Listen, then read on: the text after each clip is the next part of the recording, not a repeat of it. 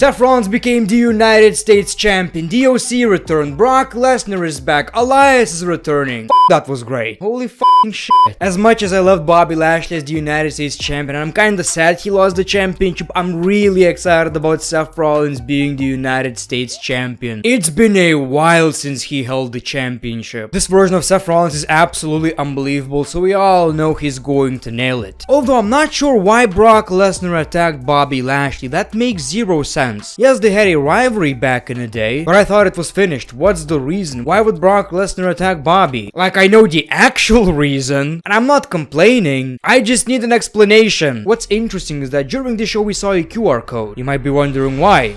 We already got the Fiend. What's the reason? Well, if you scan the QR code, you get this. God, I think he's coming back. Heyo, welcome back to another episode of Greatness of Raw, ladies and gentlemen. What an episode, right? Like, this one felt like Raw after WrestleMania. Brock Lesnar came back for Saudi, new champion, awesome matches. DOC came back, which I'm not super excited about. I'm gonna be honest, I was never that big of a fan of the club. As a matter of fact, it kinda ruined AJ for me. But obviously now we have different creatives, so I'm willing to give it a chance. One thing that's unfortunate is that we didn't see Bray Wyatt. Come on, man, keep the momentum going.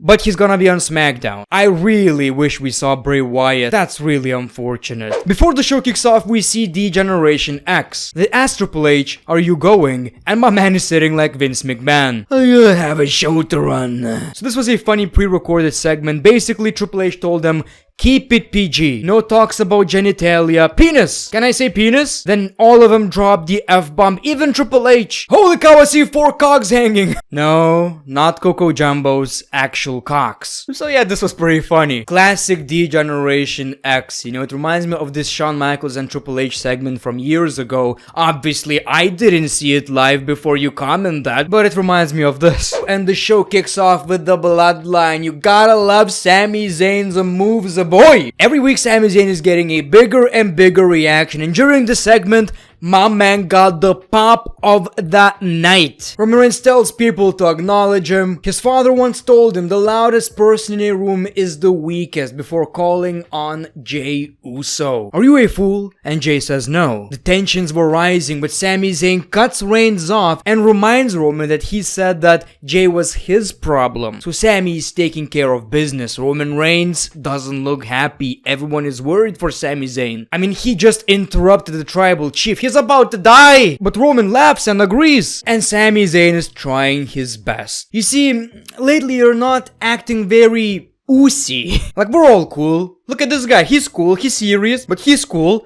Jimmy's cool. Please, Jey. Can you be cool? Jey looks at Reigns and asks if this is a joke, but Roman doesn't want to hear it. Then we see Riddle. He brags about defeating Seth Rollins and challenges Roman Reigns to another match for the Universal, Undisputed, or whatever WWE World Heavyweight Universe Champion. Roman Reigns ain't doing that, but what about any of the Bloodline members? And they pushed Sami Zayn. You got this, Sami. Riddle says yeet, and Sami gets triggered. He's like, he can say it, I can say it, you cannot say that word. Roman Reigns broke character again. This was hilarious. So this was a fun segment, especially because of Sami Zayn, mostly because of Sami Zayn, but now I don't really see anything for Riddle.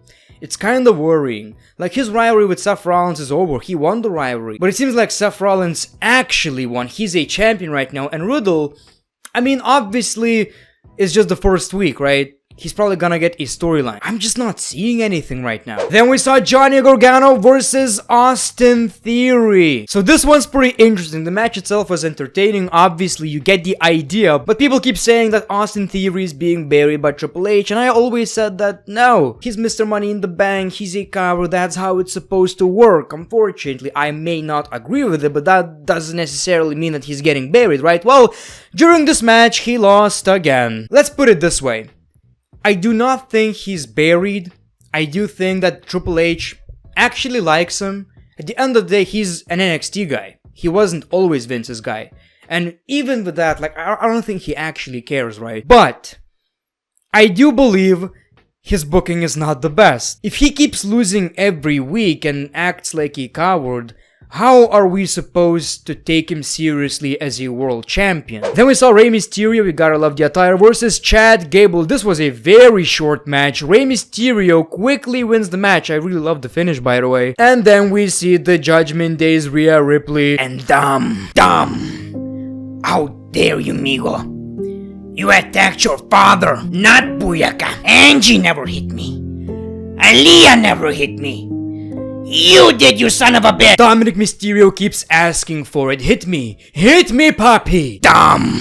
Rey Mysterio takes care of Finn Balor and Damian Priest. He was looking for a 619, but Dominic Mysterio attacks his papi again. Rey Mysterio gets up and Dominic is asking for it. Hit me, papi! And Rey Mysterio, well, he kinda wanted to, but he just cried. Dumb. Rhea Ripley held Rey Mysterio into the 619 position and Dominic Mysterio performs the 619 on his father. I wish we got Michael Cole for this one. Did you hear Michael Cole at Extreme Rules? That's your damn father! How dare you! Somebody stop the damn match! we thought Michael Cole sucks, he never did. Then the Judgment Day talked about AJ Styles. They want him to join the Judgment Day and they decided to give him one more chance. We see AJ Styles and he actually pranked him. Now when I think about it, I do need friends. It seems like he's about to join the Judgment Day. He hugs Finn Balor. I wasn't talking about you. And we see the OC, Karl Anderson and Luke Gallows / Festus. Biscuits and gravy. So we see a fight between the Judgment Day and the OC and the boys are back. Yes, great moment, right? I'm happy to see these guys back in the WWE. I'm happy they have a job. They were never bad in the ring. I just never really liked this faction. I guess they kinda...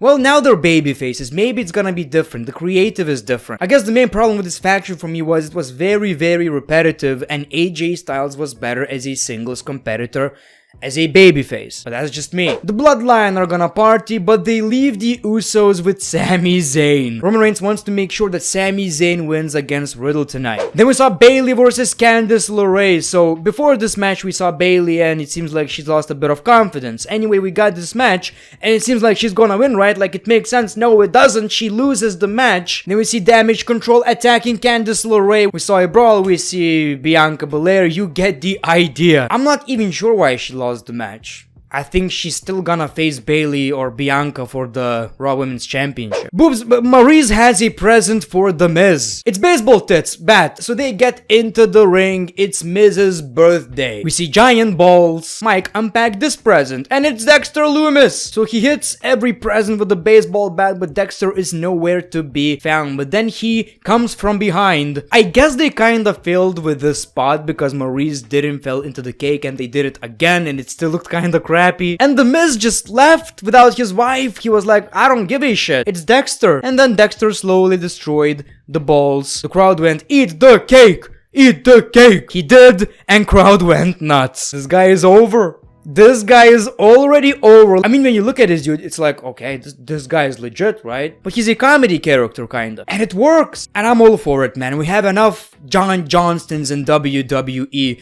Let's have more characters. DX motivated these two who are going to face Omos. Good luck with that. The Miz complained that he was looking for Triple H, which is kinda interesting. They finally acknowledged on television that Triple H is, you know, running this show. But I like that. He's kind of an on-screen personality right now. I dig it. Like, I really hope Triple H is gonna act like a general manager. The one you're not effing around with. So he keeps complaining and Road Dogg makes a match for whatever reason. I guess he's that good of a friend. If Dexter Lumis, he's gone. If you lose, you're gone. The Miz accepts and we're gonna get that match, I assume, next week. Then Omos beats a couple of jobbers. It was time for the United States Championship match. Bobby Lashley versus Seth Rollins. Before the match, Bobby Lashley talks about all the people he has beaten. He calls out Seth Rollins, but instead we see the Ultimate Farmer, Brock Lesnar. Yeehaw! The Ultimate Farmer is back, boy. For the past few months, I've been milking these cows one nipple at a time. Chugged a gallon of milk, traveled to Manalacho and attacked Bobby. Well, holy shit. Good evening, Brooklyn. And good evening,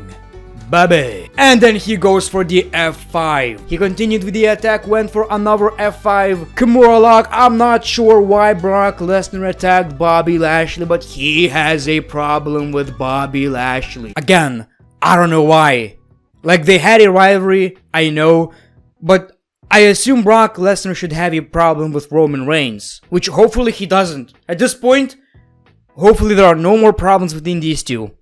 Kiss, we don't need another match, even though the last one was good. So yeah, this is going to be a Saudi match. It's pretty obvious, and I guess I should be excited, but we already seen this match, and it was okay. Then we see Seth Rollins and Bobby Lashley was leaving because he got injured. Then Seth Rollins decided to play some mind games and made fun of Bobby Lashley. You're not a real man. You're an embarrassment for this country. So Bobby Lashley comes back. The match starts straight into a catching pedigree, but Bobby Lashley still had some fight inside him. This was not a squash match. Bobby Lashley tried his best, but we got a curb stomp and Seth Rollins became the new United States champion. And that's the first time he held that version of the championship. While watching this, I was like, okay, that makes him a Grand Slam champion, but I totally forgot he held the United States championship back in like 2016, 15, I want to say, you know, when he was the undisputed or whatever you want to call it, like WWE championship, United States championship, all of that BS.